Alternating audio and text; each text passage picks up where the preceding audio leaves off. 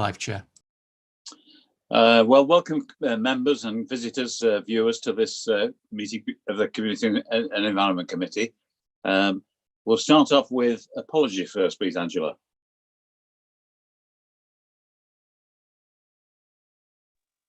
Are you there, Angela? Yes, apologies from Councillor Froggatt, and Councillor Fitzherbert is going to sub for her. Okie doke. Can we have the roll call, please, James? Thank you, Chair. Beginning with Councillor Buckler. Here. Councillor Bull. Here. Councillor Martin Burfoot. Here. Councillor Fitzherbert. Present. Councillor Finesse. Present. Councillor Gamble. Here. Councillor Hobson. Here. Councillor Hughes. Here. Councillor Tony Morley. Here. Councillor O'Brien. Yes, here. Councillor Purdy. Present. Councillor Ratcliffe. Here. Councillor Statham. Here. Councillor Sutton. Present. Councillor Wayne. Present. And Councillor Wakeman. Here. Thank you, Chair. Thank you, James. Item 2 is the approval of the minutes of the last two meetings of February the 10th and March the 16th. Presumably you've all read those. Could somebody move that, please? I'll move that, Chair. And do we have a second? Yes, I'll second, Chair. Thank you. That's done. The next item, item 3, is public. Apologies, Chair. Sorry, can we take a vote on the minutes, please? Oh, yeah. So hands will suffice if everybody can show in favour. Councillor Gamble, I can't see your hand. I'm assuming you're not in favour of the minutes. Yes, okay, that's fine, Chair. They're approved. Thank you, James. Item 3 is public participation. We have statements and questions from Mr. Dobbs of Ashbourne. The first one is on the screen, and the response to that is that coming on the screen? Yeah, thank you for your question. The council reviews its approach to local air quality management at least annually, with the annual reports providing an opportunity. Where potential problems are identified, it will continue to work with the DEFRA Air Quality Help Desk to ensure that the correct actions are taken, as it has done in the case of Buxton Road. Can we have the second question? Next time, please. And the response. In relation to the composition of an air quality action plan steering group, TG16 suggests the following. A local steering group of lead officers and members may be appropriate to develop a range of measures for further consideration across relevant policy areas, see para 2.26, and to ensure that there is sufficient political engagement. Para 2.26 lists a range of policy areas that may be relevant for consideration. TG16 goes on to note that it is particularly important that transport planners are engaged in the development of the action plan. It will be for this committee to determine how the action plan is developed, but it may be that it will be seen as most appropriate for district council officers to develop a draft action plan with DCC highways, taking into account the views of the local community before submitting that action plan to a future meeting of this committee for consideration. Oh, that was the, yeah. So this one, the response below to Mr. Dobbs is, yes, the composition of the action plan steering group can be made public as soon as possible. This is the next submission from Mr. Dobbs is on the screen. Can we have the response, please, James? The District Council is happy to work with Ashbourne Town team and made this offer to them in November 2020. That offer has recently been reiterated by the leader of the council. Does that complete the public participation? Yeah. The next item is members' interests. Do any members have any interest to declare in any item on the agenda? No. Item 5 is members' questions. I don't believe we have any. Is that correct, James? That's right, Chair. There aren't any. Thank you. Item 6 is air quality management. Tim, please, would you like to take us through this one? Thank you, Chair. I've got Amanda Goodwill with us as well tonight. Amanda's our environmental health manager, and it's one of her team, Karen Carpenter, who's actually done the bulk of the work in pulling this together. Karen, unfortunately, can't be with us this evening, as it says at the Oscars. Anyway, this report follows the completion of the detailed assessment, which was undertaken by RSK Consulting on our behalf, and it recommends a declaration of an air quality management area for Ashbourne on Buxton Road and along areas of St John Street as well. The whole report is reproduced in the committee papers for you to see as you wish. Some notable points from it are that it identifies 7 sensitive receptors where exposure to levels of nitrogen dioxide are predicted to be greater than the annual mean air quality objective. So those are 7 places, 7 people where people are likely to be exposed over the course of a year to levels in excess of 40 micrograms per cubic metre. It recommends that other traffic-related pollutants are not predicted to exceed their air quality objectives. We looked in particular at fine particulate matter, very fine dust, what's called PM10 and PM2.5, and all of those were predicted to be well within the air quality objectives.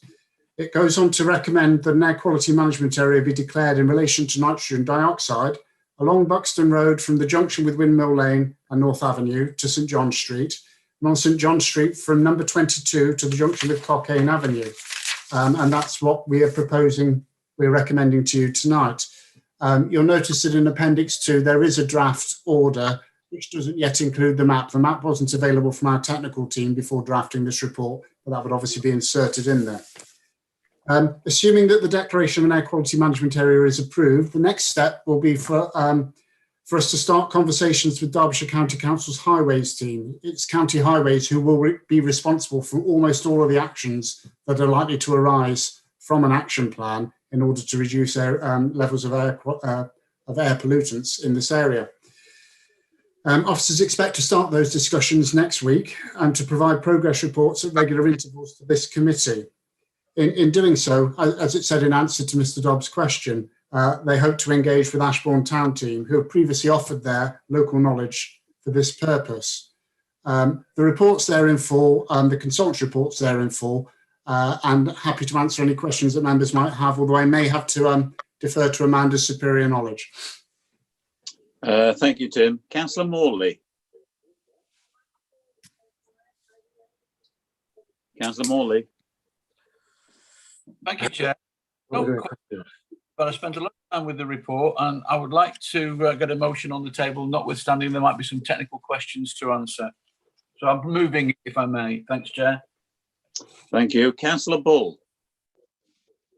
Yes, thank you, Chair. It is very detailed, and obviously, as we've already had Mr. Dobbs asking the questions, which he has put before us before. Obviously, being in the town council myself with it, it is an issue with living in Ashbourne and being the ward member. It is actually in my ward.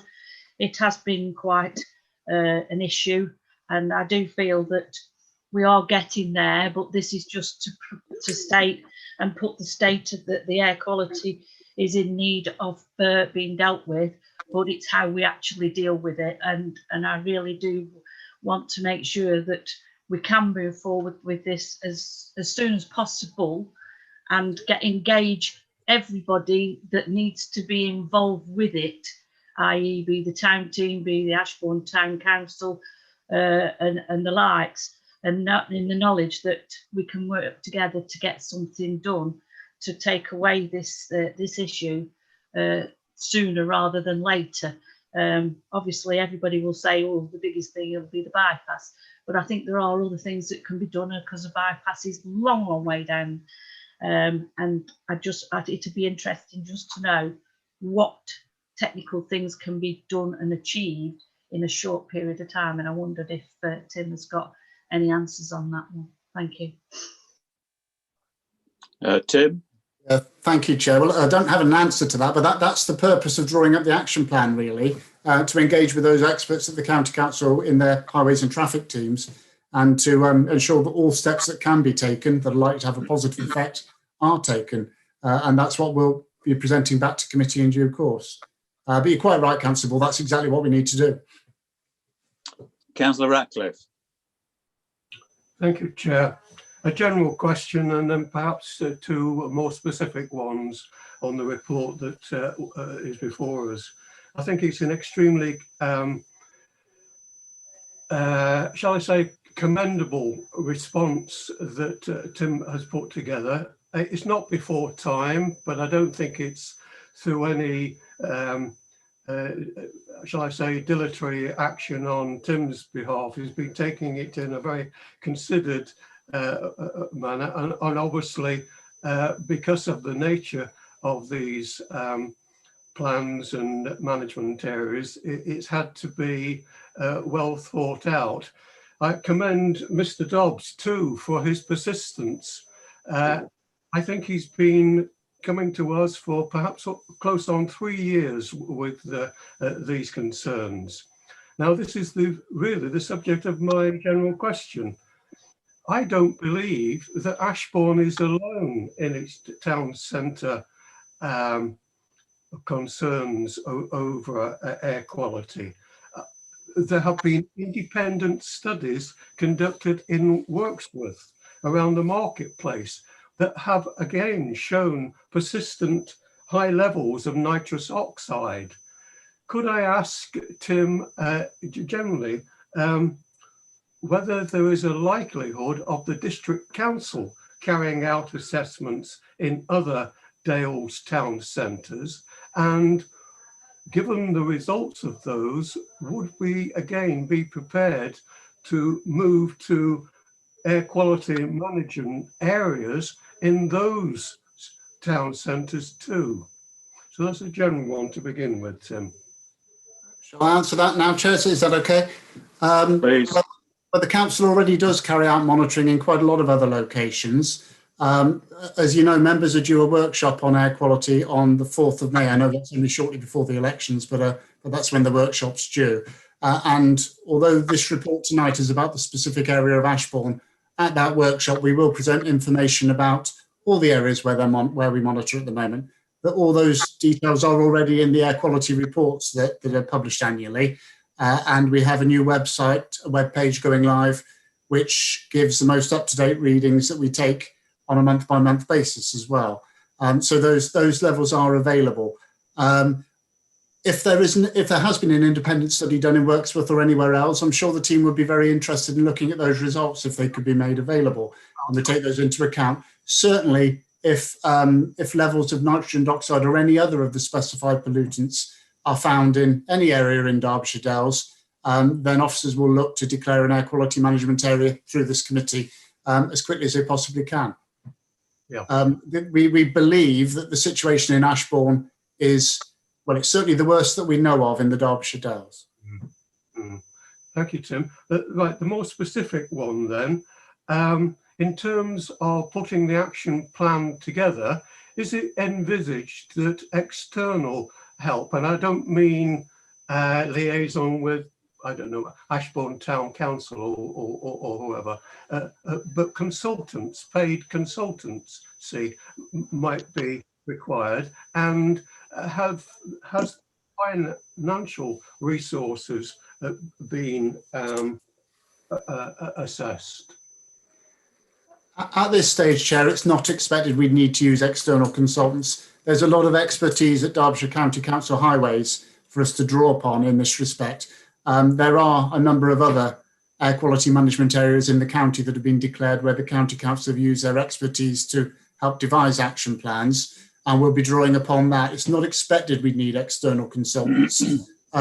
We are very aware of the work that Ashbourne Town teams previously done in looking at pollution levels or looking at pollution issues within the town, and we want to draw upon that as well, but we're not expecting to use paid consultants. If we do have to, there is a small air quality grant that the council receives, which we've drawn down upon in order to pay for the study before you tonight, and we'd be looking to use that money first as well. my final question, Tim, which Councillor Sue Bull alluded to quite rightfully. Without teeth, without enforcement, these sort of plans and management considerations actually count for very little, as it were, in a pragmatic way. I probably missed this, but does this plan, once adopted, have a legality? And can we call upon the police to see that, for example, this is a good practical example, that an HGV whose exhaust is emitting high levels of emission can be stopped by the police in Ashbourne town centre? Okay, well that's a more complicated question than you might expect. An action plan might come up with a number of actions which are in themselves enforceable. So, for example, and not saying this will be the case, for example, if a weight limit was imposed on the road, that would be enforceable in the normal way. In relation to smoking engines, there's already a system in place where VOSA can take action in respect of excessively polluting vehicles. I have myself, as you might expect in the past, reported occasional vehicles that seem to be producing too much material. And we'd make use of their facilities as appropriate as well. But it's not a simple question of a police officer pulling over a vehicle because it looks a bit smoky. It's a bit more detailed than that. But yes, some of them are enforceable, Councillor Ratcliffe. Yeah, thank you very much, Tim. Councillor Burfoot. Thank you, Chair. Yes, I've got a number of questions. Similar in a way, let's follow up to on what Councillor Bull said initially. First of all, to congratulate officers for actually producing this report, although somewhat belated, I suppose, considering the persistence of Mr. Dobbs and others in pursuing this matter over so many years. So I'd like to ask a general question first, and this is probably similar to Councillor Bull's question. Have officers not, would they admit that they've not even considered or discussed at all with the County Council just what mitigation measures may be feasible before the long-awaited Ashbourne bypass, which could be more than 10 years away, of course, and for instance, one-way systems or some weight limit or something like that? That's one question. Then the other one, leading on from what Councillor Ratcliffe asked, is Dale Road, Matlock similar, and also St John Street, Wirksworth, of course, similar to St John Street, Ashbourne, in terms of the height of mainly three-storey buildings on each historic buildings, each side of the street. You know, as a sort of a street canyon effect, as it says in the report. And do Matlock and Wirksworth therefore have to wait another 3 years or more before an AQUIMA is declared in those towns? And can we be assured that diffusion tubes will be placed in the right positions on those streets in those two towns, so that we can get some assessment of those in a rather shorter time than with St John Street in Ashbourne? And finally, a more detailed question in a way, can officers confirm that the diffusion tubes in Ashbourne and well, both the streets, both Buxton Hill and St John Street, have been in place full time over that period where they've been assessed, or have they been actually borrowed by other places in order to prove something elsewhere? And also another thing that springs to mind with HGVs on steep hills is the effect of tyre wear on the road surface, and obviously burning of tyres, which you often get when you're following an HGV on any road up a hill, and particularly, of course, seeing as the traffic that the HGVs that come down into Ashbourne from the north are generally heavily laden, of course, so they're heavily braking in a low gear, and they get to the bottom, a right angle bend, and that's when I think the situation can be have quite an effect on the readings of the diffusion tubes. And has that been part of the assessment carried out by the consultants? I couldn't see it quite in the report, but I'd like to know the answer to that, please. Thanks, Chair. There's quite a lot there. I think I'll get these in order, Councillor Burfoot, but do correct me if I go wrong. And Amanda, if you've got anything to add as well, please do. Right. Firstly, I don't agree that I don't agree that the report has taken too long. There is a process to be followed, and we followed it in accordance with DEFRA's guidance. And that may not be to the liking of some members or to some members of the public, but it is a process that has to be followed if we are to successfully declare and for DEFRA to accept it. So I'd strongly recommend that the members don't go leaping to conclusions without the evidence to back it up. In relation to Dale Road in Matlock and Wirksworth, there are already diffusion tubes in place. Those have been in place for many years, and they don't indicate the same levels of pollution that are present on Ashbourne Buxton Road.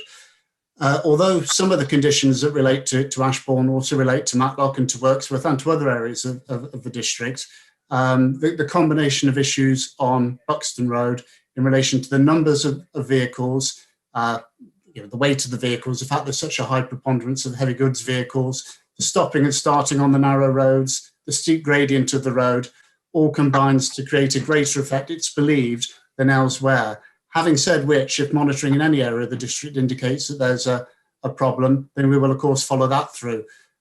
We already work with some of you, some elected members, and some members of the public in Matlock to try and identify alternative sites for diffusion tubes, and we'll continue to do that. Have the diffusion tubes in Ashbourne been in place full time? Yes, there were a small number of tubes installed firstly, and then when they started to show problems, additional tubes, I think an additional 5 tubes were put in on Buxton Road in order to get an idea of the scale of the problem. Those have been in place throughout a lengthy period of time. Some of them have been in place for a couple of years, some for only 1 year. Obviously, they have been affected by the fact that we've had COVID restrictions and traffic has been reduced at times in that area. But nevertheless, DEFRA were happy to accept our conclusions when we went to them for advice about the detailed assessment. Diffusion tubes do occasionally go missing because they're things that can be removed quite easily, and sometimes people do remove them. And one of the reasons why they need to be in relatively concealed, let's say, places is to prevent them from being stolen.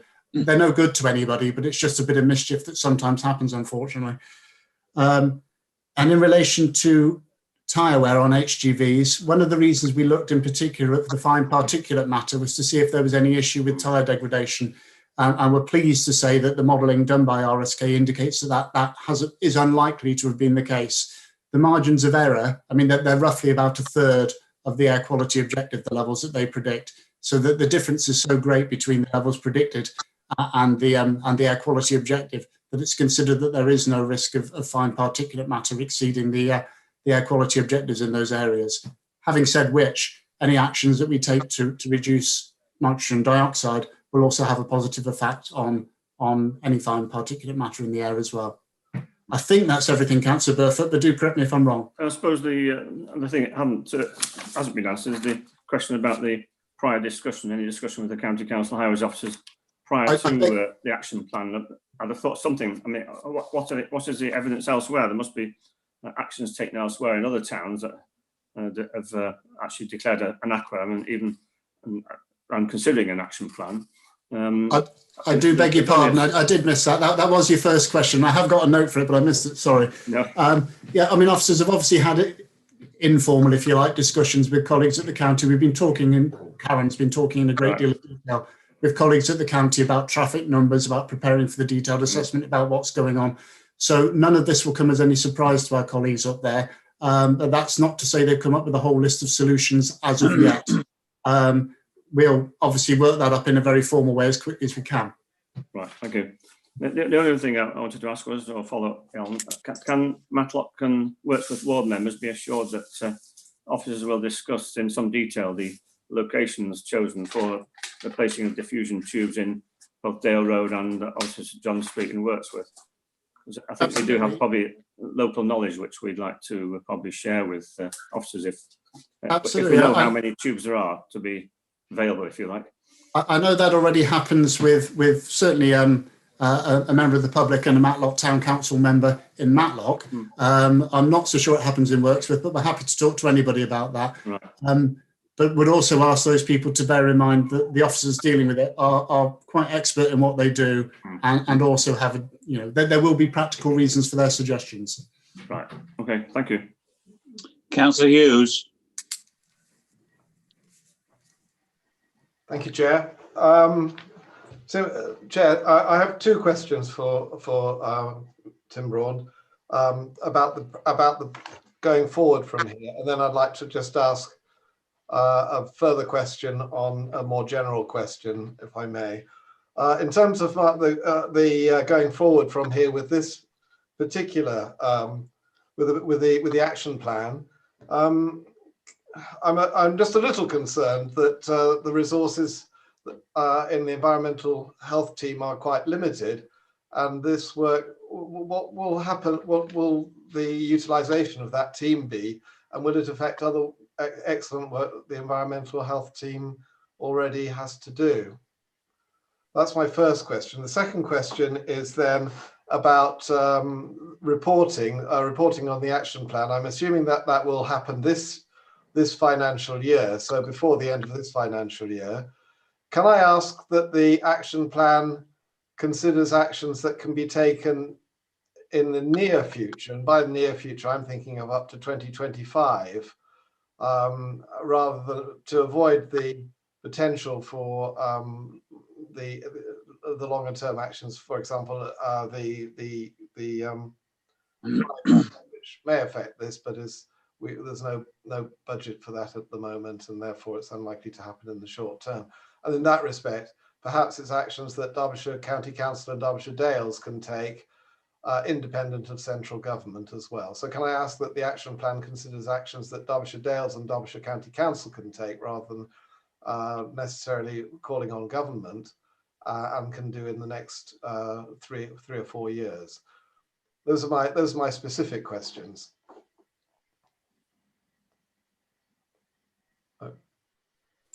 Sorry, I was muted and made an amateur mistake. Sorry, Councillor Hughes. Chair, perhaps if I could take Councillor Hughes' second question and then refer to Amanda for the first one. So in relation to the action plan, yes, certainly we agree that the actions don't just need to be about massive expenditure of a bypass. There need to be things that can be addressed much more quickly than that.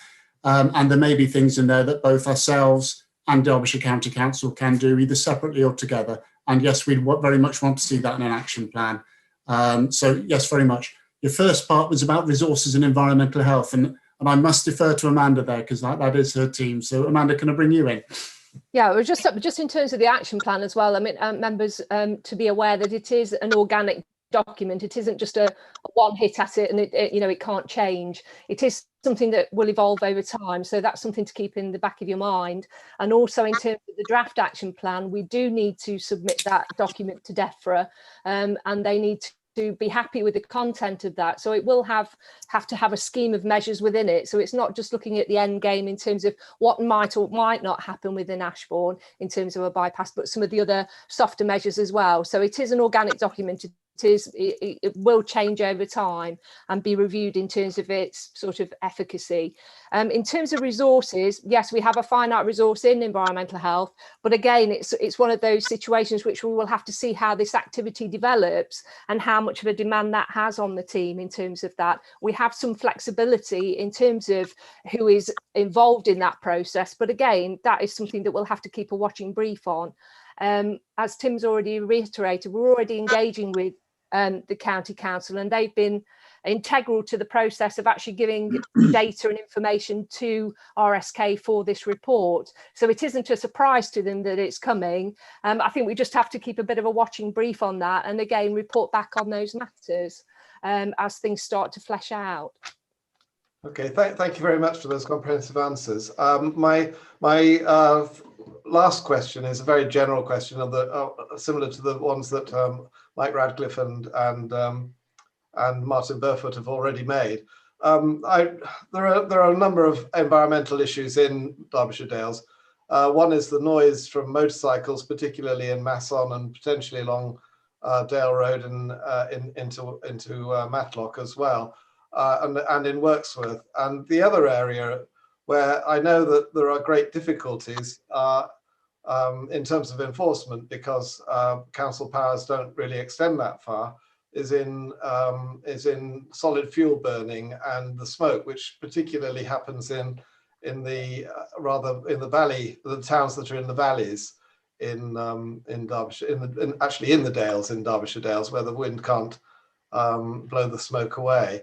I was wondering whether there was whether we could discuss these two issues when we come to the workshop, which we're going to hold later on. Sure, we could put those on the agenda, Councillor Hughes. That's not a problem at all.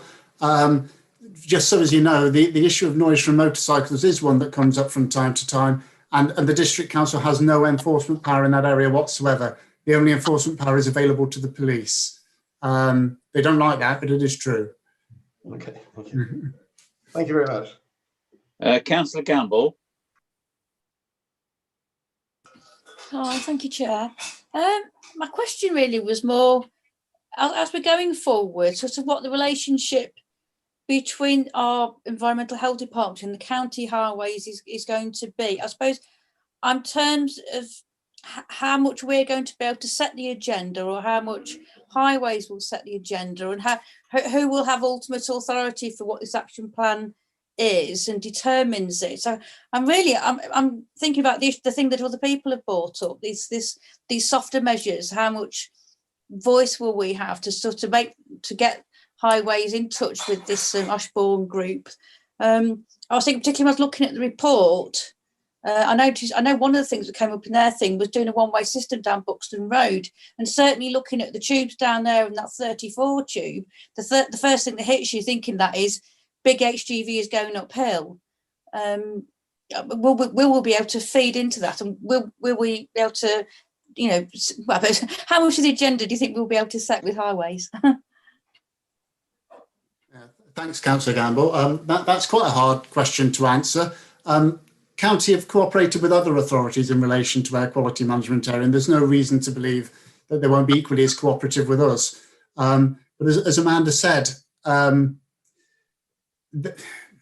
there's obviously a big solution to this, but whether that actually happens ever is another question. So what we need to concentrate on is to work up measures which might have a positive effect.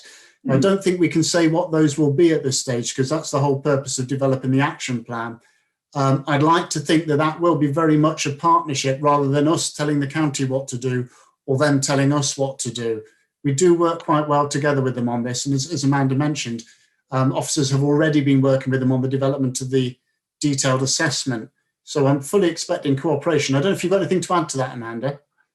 No, I'm just reiterate the same, Tim. I think, as you've mentioned, I think that is a positive relationship. Yes, it's a difficult balance, because obviously the air quality management area and that sort of duty to review air quality sits with ourselves. But obviously, particularly with regard to this issue, a lot of those matters sit with the Highway Authority, which is the county council.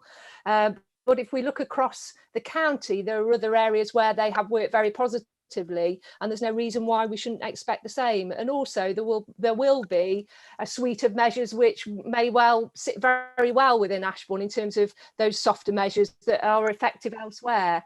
We are, yes, reliant on their expertise with that, and there are some probably bigger picture elements that we don't consider, but are their sort of bread and butter really, in terms of how they look at the network and how it feeds through Ashbourne. So we need to strike that positive balance, but I think we have a positive relationship with them, and I've got no reason as to suggest otherwise that may change. Could I just ask, I mean, just at this point, do you know what level of priority that the county are putting into this? Where this is on their scale of sort of actions? We understand, Councillor Gamble, that the county are happy to dedicate officer time to work with us on this. I can't. One of the difficulties in this, it's very difficult for us to answer on behalf of another authority as to exactly what they're going to say, and that's one of the uncertainties in the whole process.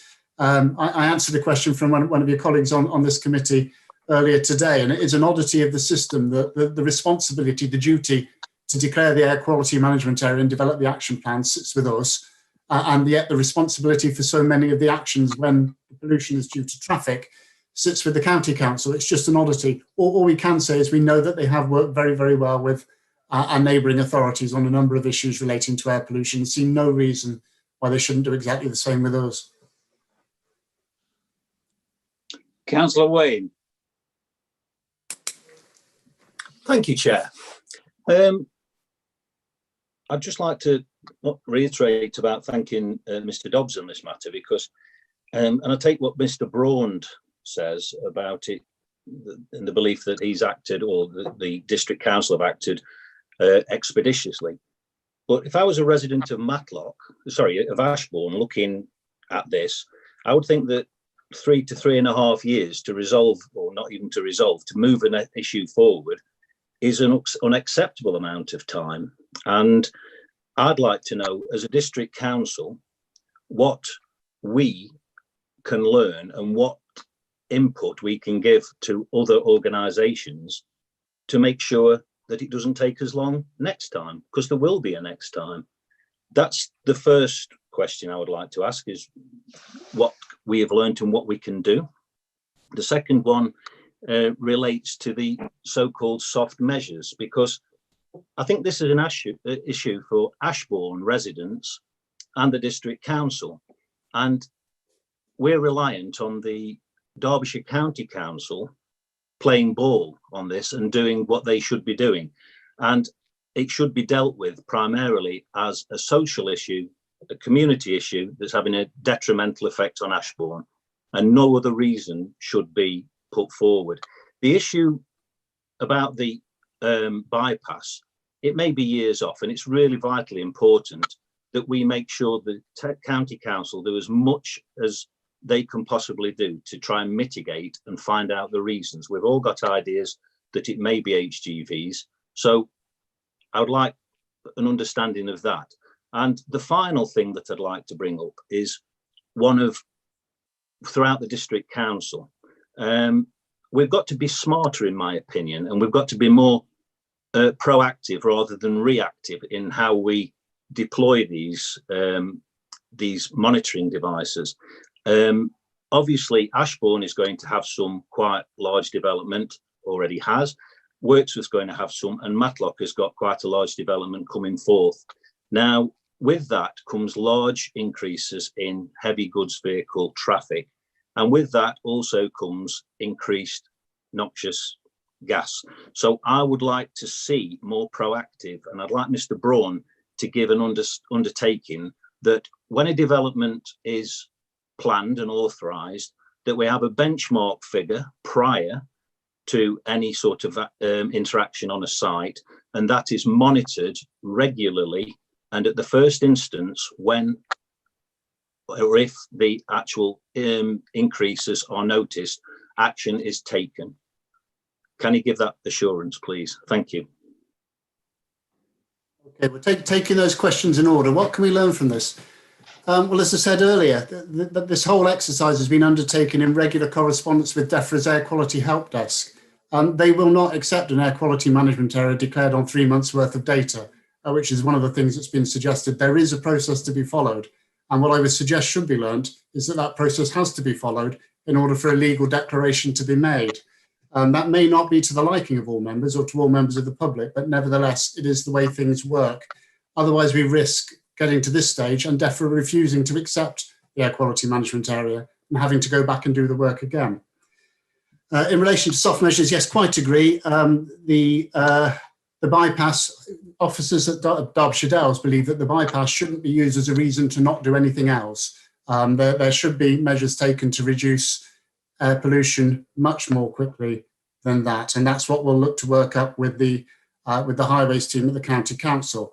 The technical guidance on this issue is quite clear about identifying all possible options and evaluating their worth, rather than just going for one thing as a solve it all, unless that solution is available immediately.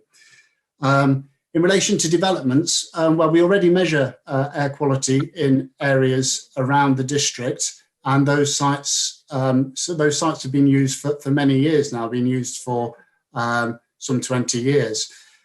The whole issue has been monitored for some 20 years. The sites are moved from time to time to try and make sure we maximise coverage, but I can't possibly suggest that we monitor pollution on every single road in the district, because we don't. In relation to development sites, the issues that we're interested in are not necessarily pollution levels on those sites. We're interested in pollution levels on the roads leading to those sites, and that's what we currently monitor. And as Councillor Wayne knows, because he's part of the conversation, those sites are moved from time to time in consultation with local interested parties. And we'll continue to do that. And if those show problems, then we will take action. It's worth remembering that we're not just interested in an increase. What we're interested in is exceedance of the national air quality objectives. In this case, that's an annual mean for nitrogen dioxide, although there is a shorter term measure as well. And we'll continue to monitor that. And if any problems arise above those levels, then they'll be reported. If I could talk in more detail, sorry, Councillor Wayne, we'll talk in more detail at the workshop, but we are making a web page live that does give you the most up-to-date readings that we possibly have in relation to the sites monitored.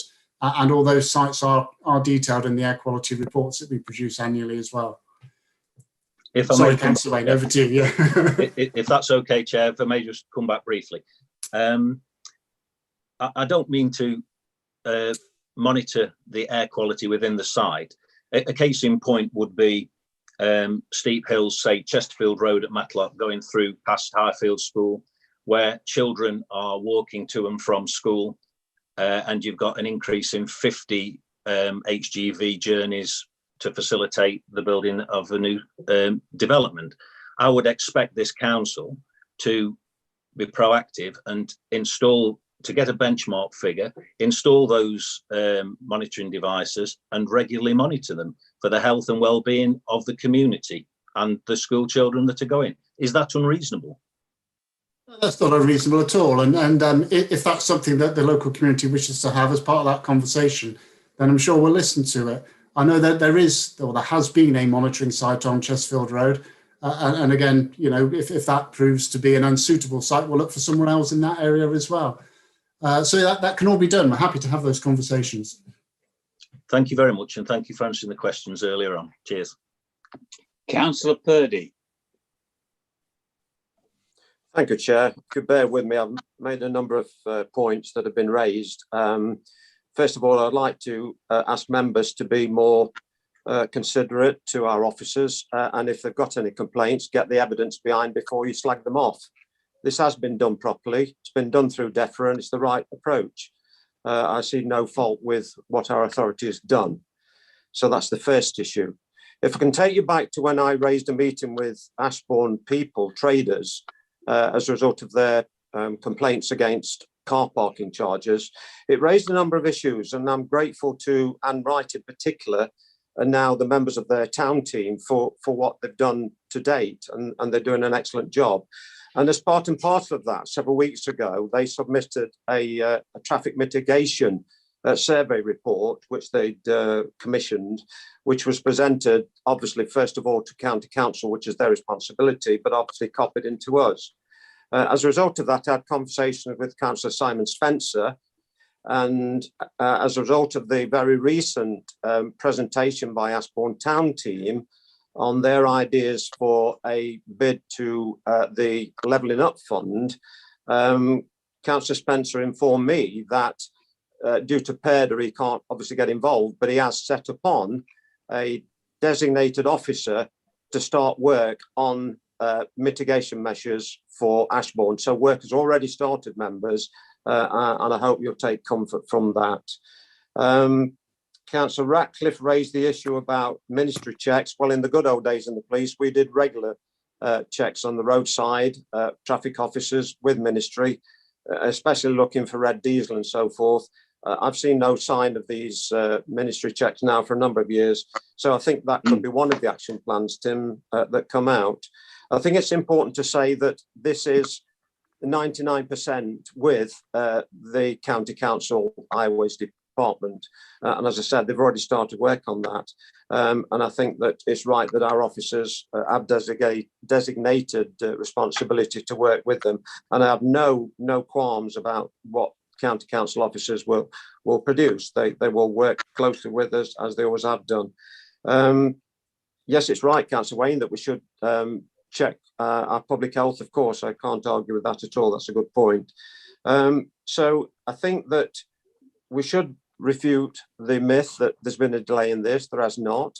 We're obviously now more keenly aware of need for air mitigation measures, and therefore that work, I'm sure, will ramp up. So I'm very confident that our environmental team will follow this through. But I would ask Tim that we have an update report. I know you've mentioned this, I think we spoke about a 3-month date to bring back to members on progress. If we could ask for that, please. Thank you, Chair. Yeah, no problem with that at all, Councillor Purdy. Thank you. Councillor, are you happy to second this? It's not already been done, so yes. Okay. Councillor O'Brien. Thank you, Chair. Well, it would be churlish not to welcome this report. I do think I would say it's good as far as it goes, but there's some detail which I think, as other members have raised, which would have been helpful if it is included. For example, we don't have any detail in the report about the scope of the action plan. We're asked to give authority to formulate it, but we don't actually know what the scope of such a plan would entail. And I think that's important for us as members, but equally it's important for members of the public to know what an action plan means, what it can and can't do. And I, for one, would specifically like to hear whether the action plan is able to ensure that the level of nitrogen dioxide does come down below the level at which has given rise to the order.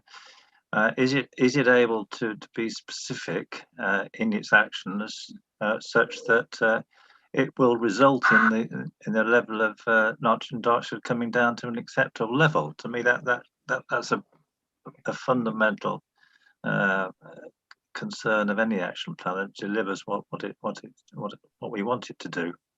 And in that context, I would say that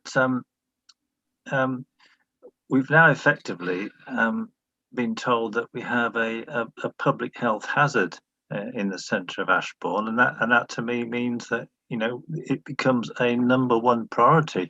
A public health hazard means that people's lives are, if not being put at risk, but their lives are being potentially shortened by an environmental situation, and we need to accept that. And I too have a concern that, well, I'm sure the county council will be cooperative. What we can't have is the preparation of this action plan delayed in any way, because the county council is simply not able to resource it in the way that in the way we would ask them to. So I do think there should be a contingency plan in the event that the county council can't move as fast as we like them to. So a question on that would be, when do we envisage that the draft action plan will be completed? Again, I think that's important for us to know, and I think it's important for the public to know. The guidance says that 12 to 18 months is an acceptable timescale. Is that the timescale that we're working to here? I do think it's important that Ashbourne members should be involved in the preparation of the action plan, and I hope that will be put into effect immediately. And my final question is around local land charges and planning. Is there, in effect of this order being confirmed, that it now appears as a local land charge? Will it appear in searches when properties are sold? And will our planning service be engaged in the action plan? Because clearly, if we're now publicly aware that the levels of NO2 are at a dangerous level, that has obviously has implications for planning decisions when we are asked to take a view on whether certain developments are acceptable. So can we have an assurance that our planning officers will also be part of this process, and the declaration of disorder will now form a material consideration in the determination of planning applications? Okay, thank you, Chair. Well, there's a lot of questions there again. So I'll do them in reverse order. Councillor O'Brien, if I miss anything, please remind me. I do make notes, but I'm conscious, as I was with Councillor Burford, that I occasionally get them wrong. In relation to planning, planning colleagues are already aware of this, the likely declaration of this order. They may indeed be watching tonight if the football isn't any good. So they'll be fully aware, and they'll be notified of the declaration of the order and use that in their planning considerations as is appropriate. In relation to local land charges, if a question is asked about an air quality management area, then it will of course be declared in this area. It will only relate to properties in the area rather than properties outside the area that may access it. When do we expect the plan to be completed? The guidance does talk about 12 to 18 months. Officers' view is that that's a long time, and they would very much like to get an action plan agreed before that. I can't give you a definite timescale because, as you're already aware, we're so much in the hands of county council colleagues in relation to what actions might be necessary, and I can't commit them to a time without them committing to a time, first of all, to me, and they haven't done that. So we need to start those processes. What I can tell you is that we're happy to give updates, and Councillor Purdy asked about updates every 3 months or so, and that's entirely possible. We can happily do that and keep you abreast of developments. In relation to a public health hazard, yes, this declaration does recognise that a public health hazard exists in this area. That's not to say it's an acute hazard, which are levels that are immediately toxic, because we're talking about an annual average rather than people walking into the area and immediately being affected.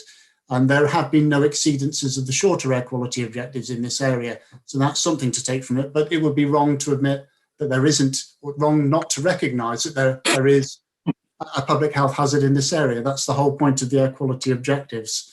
In relation to the scope of the action plan, well, Technical Guidance 16 sets out all the things that should be considered in developing an action plan. Chapter 2 of that technical guide, which is quite lengthy, sets it all out. And I didn't reproduce that in the report because I didn't think that was necessary. But TG 16 is available on the web, and all members are welcome to have a look at Chapter 2 should they wish. We'll give more detail on that in the workshop as well. Can the action plan guarantee that levels will reduce below 40 micrograms per cubic metre as an annual average? Well, no, it can't guarantee it, but what it should do is strive to get to that level, and that's exactly what we will be working to every possible means that can be used to reduce levels, with the aim of getting below 40 micrograms per cubic metre, which is the annual average air quality objective. Amanda, is there anything on there that you want to add to? I'm conscious I ran through those quite quickly. No, I think you've covered it actually. Yeah. Could I just follow up, Chair? Then can you confirm, is the action plan required to contain actions which will, if implemented, bring the level of NO2 down to an acceptable level? Is that a requirement of the action plan? Right. It's not a legal requirement in the sense that it can be enforced, but it is the entire purpose of the action plan to reduce levels to below the air quality objective. So you know, we're not going to be prosecuted if it doesn't do that, but it is entirely the purpose, and I quite agree with you, Councillor Bryan, that's exactly what it should do. And that's what we'll be aiming for it to do. Councillor Burfoot. Yes, thank you, Chair. I was just looking at the recommendations tonight, and obviously recommendations 1 and 2 are no-brainers. But going back to what Councillor Purdy and answer to his question, and also to Councillor O'Brien's about the action plan production, in fact, or the final outcome of it. Back at when we approved our corporate plan, the deadline there was last month, in fact, for action plan. So obviously, officers must have considered that was a realistic objective at that time when the corporate plan was agreed.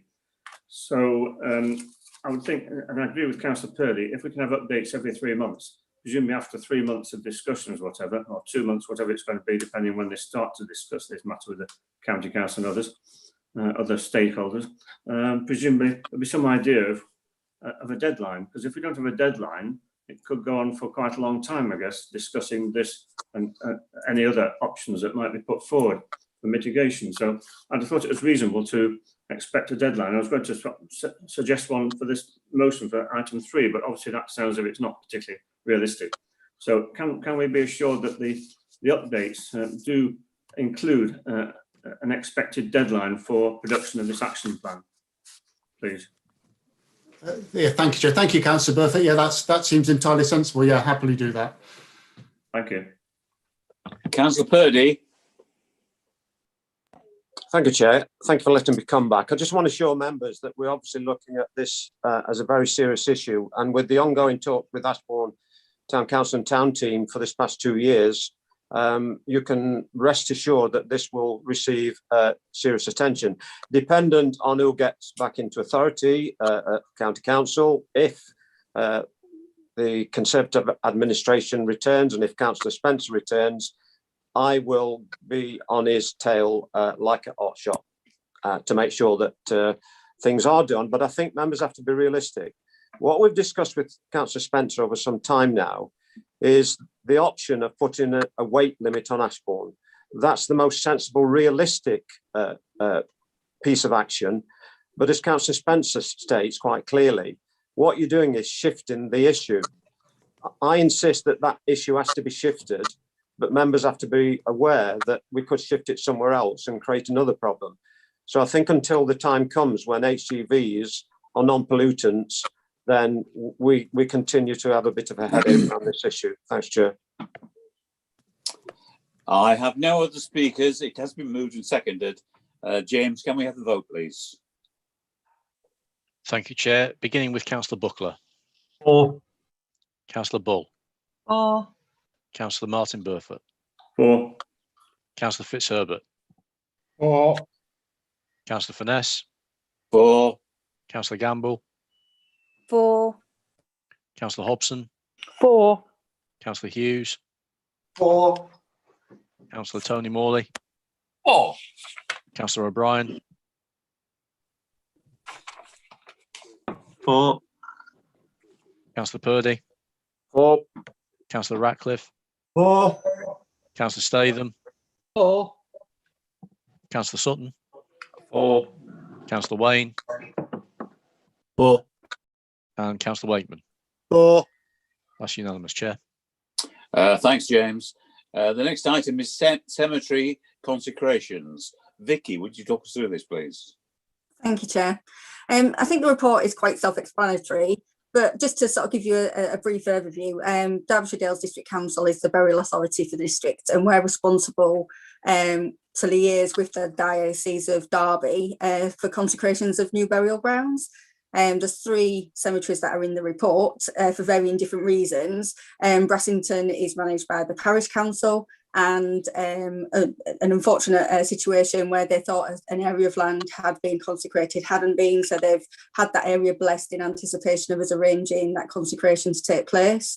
And then you've got Bakewell, where we've got a new area of the cemetery which is going to be used, and that area needs to be consecrated.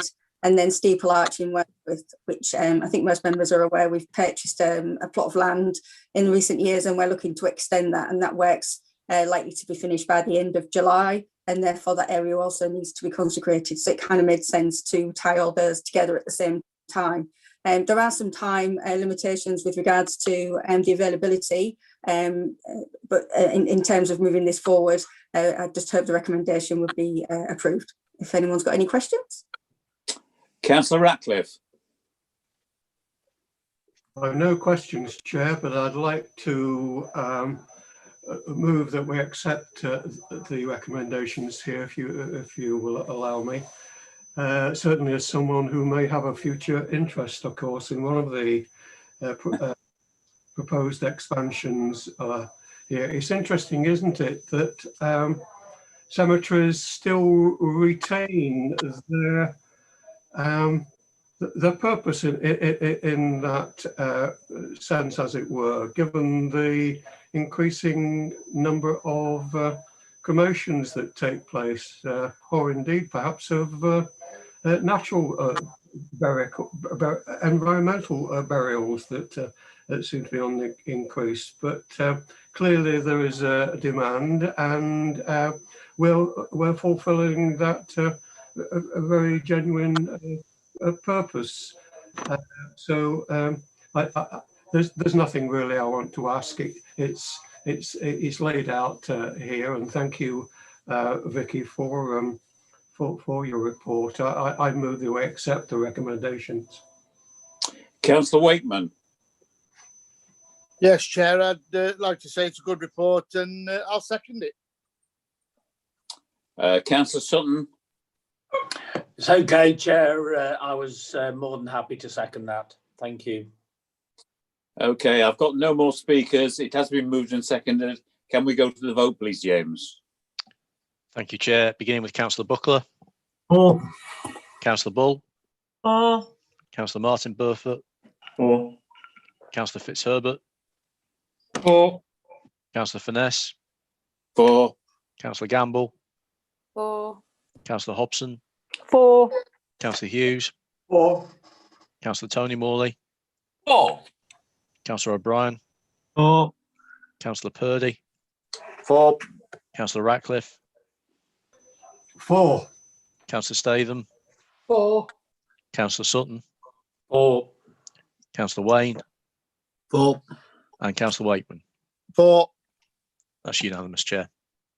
Thanks, James. The last item is the Council Housing Update Report. If you take us through that, please, Rob.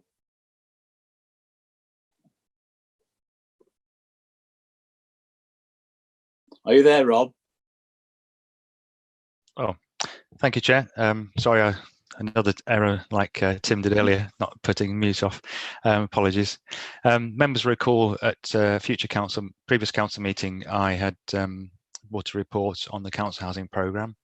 One of the recommendations in that report was to bring regular updates to members, advising them of progress with the programme and keeping them informed of the powers you've delegated to me to deliver the council housing programme. I should start by saying there's a typo in the report, and paragraphs 1.3 to 1.5 have been repeated, so apologies for that. Not normal for me to make mistakes in my report, so apologies for that. The purpose of the report really is, as I said, to update members on the programme so far. It's been a good start with NCHA, Nottingham Community Housing Association, who we've been working with for some time on other affordable housing schemes. There are set out in the report a number of examples of projects that we've been working on, and they're a mixed bag of schemes from those which we have in our own ownership, so existing pieces of land, Section 106 developments where we know that perhaps other housing associations would be less keen to take on these affordable housing units, and some windfalls, for example, the bequeath property that we've mentioned before. So we're making progress towards the original target we had of 52 homes, and it's been an interesting experience, I think, working with the ward members and the chair and vice chair of this committee to appraise them of opportunities as they come along. I'm hoping to have conversations across the district with members in the future as the programme evolves. So look out for an email from me when an opportunity comes up in your ward, hopefully. The aspiration set out in the report is to achieve an EPC rating of an A on a new build, which is pushing the boundaries of what we can do, and EPC B on a retrofit. And those are challenging targets, and I'm confident we can meet those in the majority of cases. I think with all development, it's worth emphasising that there is an element of uncertainty, and there will be schemes presented in this paper tonight that might not be there next time I bring this report. And that's the nature of development, as landowners change their mind or schemes fall through for whatever reason. But I know from previous experience that other opportunities will come along, and we'll be presenting those to you in the future. I think it's also worth saying that it's keen to emphasise our size as a new registered provider. We will only probably develop about 10% of all the affordable homes built each year in the district. We average about 76 homes a year and have done since 2002. And I do think we need to be mindful of our ability to deliver large numbers of units initially in the early days of this scheme. I'm an eternal optimist, and I'll always pursue an opportunity on behalf of the council. But we are a small provider. We still haven't got any houses right now, so there are things in train, as you can see from the report. But we do have to contain our enthusiasm slightly to make sure that we pursue the right opportunities and deliver a successful programme over time. So I hope that helps, Chair. I'm happy to take any questions. Councillor O'Brien.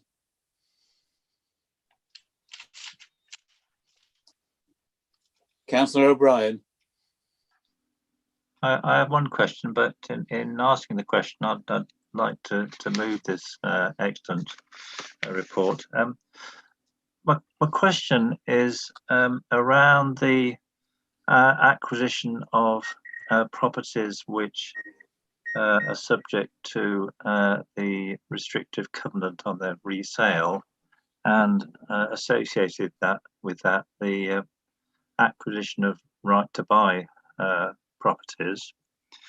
And the proposal that there should be a dispensation to exceed the £150,000 threshold, which has been set by the council for acquisition.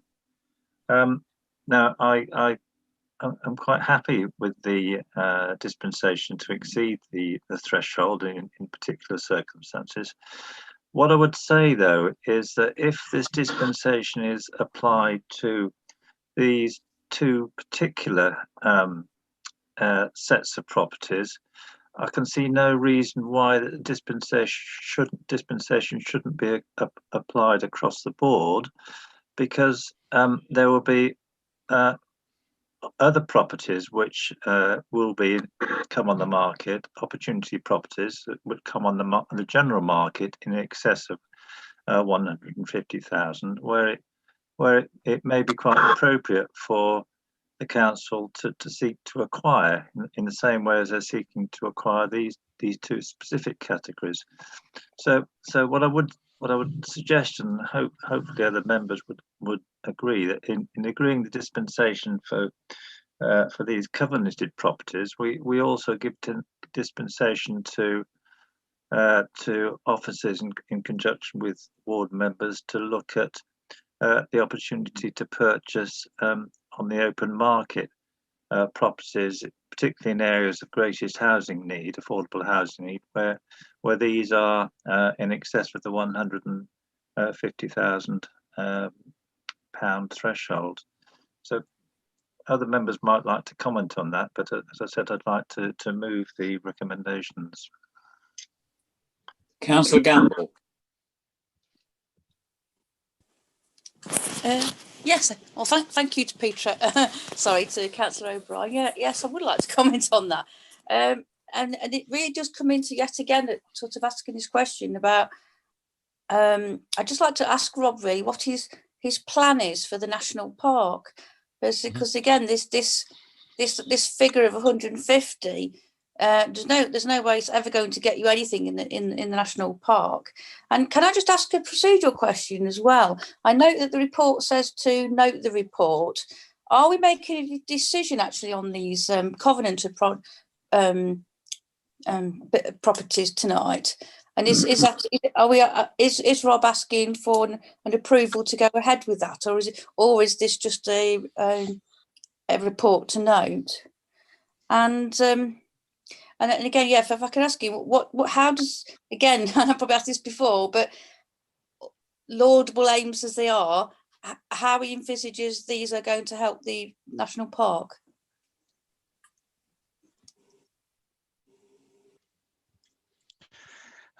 Chair, thank you for that. Some useful and interesting points. I wish I had a plan for the national park. It might be different to the plan that others have, but I think it's worth saying that we have a real issue in terms of house price inflation in the Derbyshire Dales. A recent report showed that across the Peak District, which included Staffordshire, Moorlands, High Peak and ourselves, house prices rose 30% in the last 5 years. And affordable housing programs can't really keep pace with that kind of development in house price inflation. So I'm very mindful that if we brought a report that was just about buying acquisitions off the market, we would soon use up our available resources quite quickly. Homes England, who are a key funder we want to work with in delivering our housing programme, they want to see a net increase in homes, not simply moving one home from one tenure to another tenure. And I think that's a really key point to bear in mind, because if we try to use all of our resources without bringing in the Homes England resources, we will use up our own funding quite quickly. The other issue I think that it should be borne in mind when we're buying properties is that if we focus on properties we're familiar with, for example, former right to buy properties, we're dealing with a standard footprint and a property type that housing associations are familiar with. If we look to buy off the shelf, typically in the Peak District, many of the homes are quite old, typically prior to 1900, and again the the design requirements and the conservation requirements could prove quite costly, because we don't just want to buy a property, we want to renovate it and bring it up to EPC Band B. And those two things will be expensive if we have a design issue to take into account as well. So in a sense, I knew from day one when we thought about this program, we would be limiting where we would invest in buying off the shelf. Having said that, as I said in my introduction, the program we're putting forward is only 10% of all the affordable homes built in the district. So if you think of all the villages we've worked in over the years, from Marston Montgomery right up to Tideswell, we've managed to build lots of homes across lots of parishes quite successfully, just with housing associations and with contributions from private developers. So it would be wrong of me to think we would just focus our program on one particular expensive form of delivery, when we know that housing is delivered by other housing associations, other housing providers. So I wouldn't want to make this a regular thing. It would be by exception. And, you know, that would be my advice in terms of how we use our resources and how we meet housing need. As a small provider, we have to be nimble and flexible to meet and deliver. And in one ward in the Peak, I've already written to the owners of empty properties who have properties in Band A council tax rating, asking them if they're prepared to consider selling to the district, because what I want to do there is hit not just empty properties, but bring those back into use for affordable housing. And Band A properties are the most likely to be affordable to us in our programme. So I think where we have got villages, and Hathersage is a classic example where we know house prices. If you look on Rightmove today, there isn't anything under £300,000 in the village. Now, if we focused on that price in terms of provision, that wouldn't be the right thing to do in my mind en masse. But if we were approached by perhaps a former right to buy owner who was looking to sell, and by exception, we know in Hathersage we've got 50 people identified in housing need and we're desperate to bring a site forward, that will be a great place to exercise some discretion to go beyond the business plan and take on a property that we know is reasonably sound and has a footprint we're familiar with that can be easily improved. So that would be my suggestion, but I wouldn't want to go, you know, be too creative and think about numerous villages where we would have pepper potted schemes all over the district, making it difficult to maintain and improve. So, and we've also got to think about the management side, because if we have dispersed stock across large areas, it makes it difficult to manage as well. I think the key point is to emphasise our programme in the report. I've set out the fact that we're taking some homes for £1. That's good business for the council because we've got no capital to spend, or very limited capital to spend in some cases. We're getting maybe 5 rents or something like that to bring in revenue. And so we looked at an average of the programme.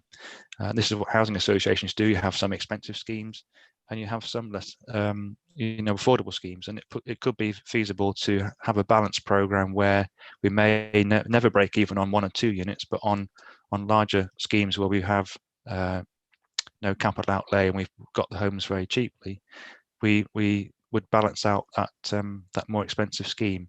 So I don't want to bring forward a program that goes into deficit straight away. That would be wrong. This is about not only meeting need but generating income to the council, and that helps us deliver all the things we want to do as a council, not just housing. So I hope that helps to set out the points raised by Councillor O'Brien and Councillor Gamble. Thank you. Councillor Hughes. Thank you, Chair. And may I second this excellent report? I've got one real question to ask, and it's really about those 5 houses that are being acquired for £1. And the requirement then to bring them up to an EPC rating of B, and also probably do other work on them. And the capital, that will require a capital outlay by the council. Is that already funded, or will there be a need for for funding from council resources? Yes, Chair, through you. The property in question, or properties in question rather, they're fairly new. They're from the 1990s. I've been in discussion with the ward member and the chair and vice chair, so they're all supportive of this proposal. They do need substantial upkeep and a lot of work because they're off gas, so they do need some specialist advice to bring them up to EPC B. They're solid fuel and electric properties at the moment, so they're not easy to keep warm, and 3 of the properties are actually empty at the moment, probably because a result of how hard they are to heat.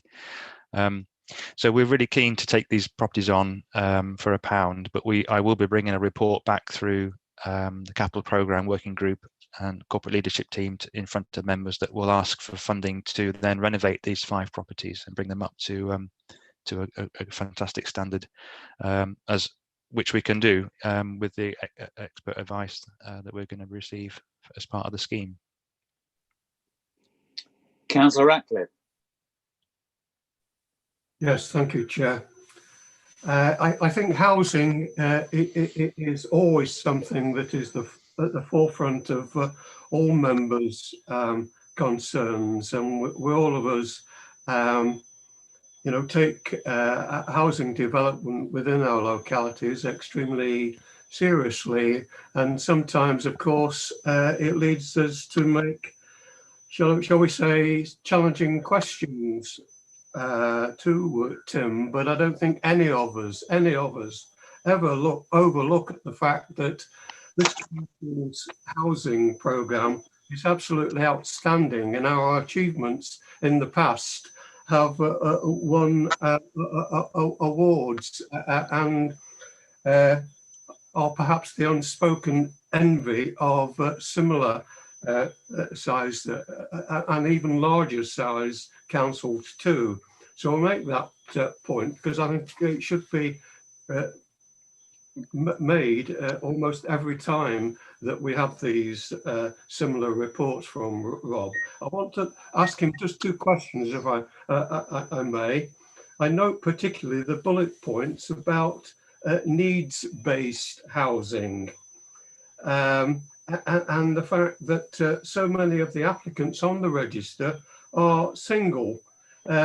And no doubt there are quite a number too of disability-based individuals, or indeed families coming forward in need of accommodation.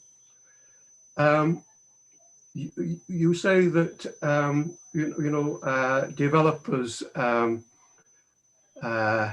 ought to be aware of this, and indeed we try to push it forward. Has there been any movement at all to a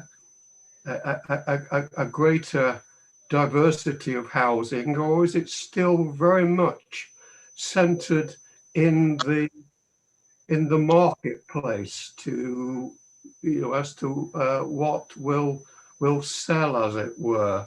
What is the ongoing level of discussion with developers? Are we making any movement at all towards single person accommodation, for example? Tim? Rob? Beg your pardon? Yes, Councillor Acker, thank you. I think it is a good question, and I know that we've experienced with other colleagues in planning and development control, when a housing scheme comes in for market development and there's an affordable housing contribution to be delivered through that, there's another player to involve, and that's obviously the housing association. So you won't want to create something that they're less interested in bidding for down the line. So housing associations, most registered providers, like houses, 2 and 3 bedroom houses and bungalows, but flats or 1 bedroom houses are a bit more unique, shall we say. And we've been working with colleagues to deliver more 1 bedroom houses, and they've proved quite popular. So there's a few examples in Matlock where we've managed to provide some 1 bedroom houses, and they've almost the phone has gone off the hook, as it were, in terms of people showing their interest for those. So that's a positive. One bedroom flats are difficult because housing associations, not necessarily here, but in other parts of the Midlands, have had their fingers burnt, where they've been encouraged by councils to build or provide one bedroom flats. And then when it comes to it, at letting, there aren't enough people to take on the properties. And so housing associations are quite nervous about that, delivering on scale. We've been trying over the years, when we've got more control through a directly commissioned scheme of social housing, we've been able to generate one bedroom flats. The Kingsfield pub in Wirksworth is a good example where we could have had just houses, but we insisted on having flats as part of that scheme. So we are trying, and there are some more enlightened, perhaps, developers who are pushing the boundaries a bit on just trying to have bungalows that meet disability standards, for example. We've been campaigning for that for a long time within housing, and it takes time for that sort of message to get through to colleagues in the private sector who just want to build boxes they know they can sell quickly. I mean, that's summarising quite badly what the private sector do, but in the social sector we've got to be thinking about the people who want these properties, not just today but down the line in the future. And you'll know from all the schemes we've built where we've got bungalows, we've always pushed for standards that meet M42 in the building regs, and sometimes the full disability standard. So we do push the boundaries, but with our own programme we've got more flexibility because we're the owners and commissioners of the schemes. We can be more creative in trying to deliver standards that we want. We know that will meet the needs of our customers. Yeah, my final question, Rob, is asked in all innocence as someone who takes an active interest in housing. I perhaps should know the answer to this, but where does this figure of 150,000 come from? Is it based on the average cost of housing in Derbyshire Dales, or has it been put together by our finance department? No, when we first started with Altair, our consultants, who helped us through the business planning process, we had to come up with a figure that allowed us to create a return on our investment. So if we're fully funding capital, albeit with Homes England funding, we couldn't bring a scheme forward that doesn't generate a return over a 30-year or 40-year period. So a figure of around 150,000 is both trying to, and that includes then there's an uplift on that for repairs and meeting EPC B. So we've got some headroom there, but ideally it's about making a return for the council through over the period that we would own and rent the property out. But the other thing we took into account was the sort of cost of empty properties, because part of the purpose of the council programme is to try and tackle multiple issues, and that one of those is buying back empty properties and bringing them back into use. So, and looking at the market at the time, that there's a reasonable spread of lower end, if you like, properties that meet that price range. Thank you, Tim. Keep up the good work. Thank you. Rob, before I bring the next speaker in, can I just check, did you answer Councillor Gamble's question on what members are being asked to decide tonight on covenanted houses? Did you answer that one? Apologies, Chair. I may have got carried away in my broader response about the Peak Park, but I think what I am asking for is permission to continue support to the purchase of properties. Not only a discounted property, it's also empty, so it does hit more than one heading in our framework. And I know that the situation in question, the owner is very keen to sell because of his personal circumstances, and the property, as I say, is currently empty. Okay, Councillor Purdy. Thank you, Chair. A number of points, please. First of all, to Councillor O'Brien, I don't think it's right for this committee to make a decision tonight. I think there's a piece of work required by Rob and his team on this 150,000 threshold, and perhaps a future report to come back to council. I'm grateful to Councillor Ratcliffe for highlighting the fact that this authority has long held a very high reputation for delivering affordable homes, and accolades for that, and quite rightly. And when I became leader, I was lucky to pick up the history of that, but wanted Rob to expand it more into social housing needs, because it's a no-brainer. If we live in this area, we know full well that we've got a low-wage economy and some of the highest per square foot properties in the country. And I said to Rob earlier today, house purchase is one of the it's the second most stressful thing that one can do in one's life. And here Rob's pursuing 52 properties, so I take my hat off to him. Rob, it's right what you're doing. It's exactly right. You're right to mention the fact that other authorities have got burnt by their commercial enterprise. And as we agreed when I took up my leadership, that we take this steady, we go one step at a time, because some of these things, some of what you're pursuing now could fail. I think that it's only right to state as well that I ideally wish that we could have a planning authority that controlled the Peak Park. I've been on record as saying this before. I'm sure that won't go down well in the Peak Park, but we've had our difficulties with the Peak Park, particularly when it came to a local plan. We argued very strongly that they were not delivering anywhere near as many affordable homes as they should do.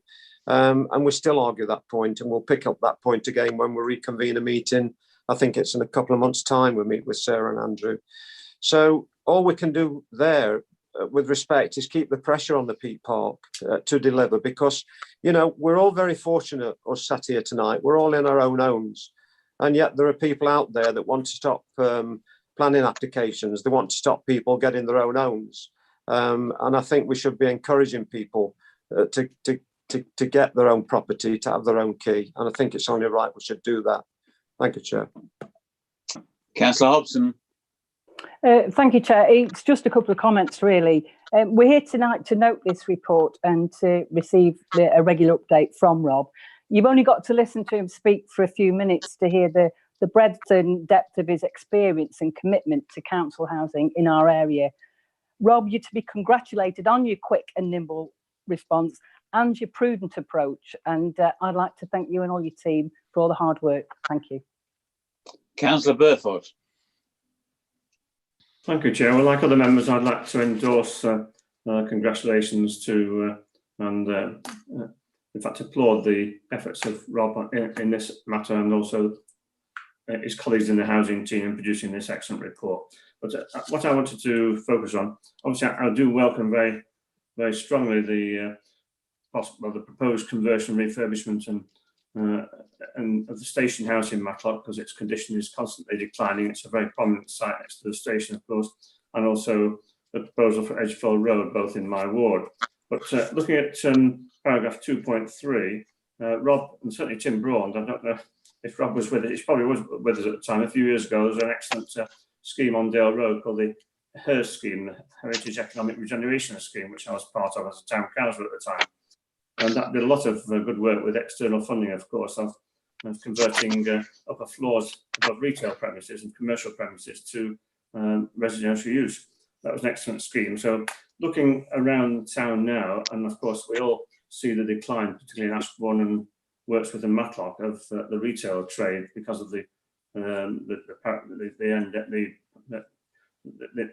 coronavirus pandemic and the 2 lockdowns. There could be a third one in the future, so there could be further retail premises closing down in the future. Now, some have been empty for quite some time. There's one particular one where I think it's a detached property as well, and it would certainly lend itself to flats on the upper in the first floor. So I wonder if there's any opportunity. I know there's the business plan says a limit of 150,000 purchase price, but I wonder if there's any opportunity of discussing with landlords of these properties how they might be brought back into use, both for retail and for, but particularly on the upper floors, for residential use as flats, which Rob is always stressing there's a shortage of in Derbyshire Dales. So perhaps you can answer that question. Yes, thank you, Councillor Burford. I think mixing residential and commercial might be a step too far in terms of our risk profile just yet. I know it can happen and does happen in with other providers.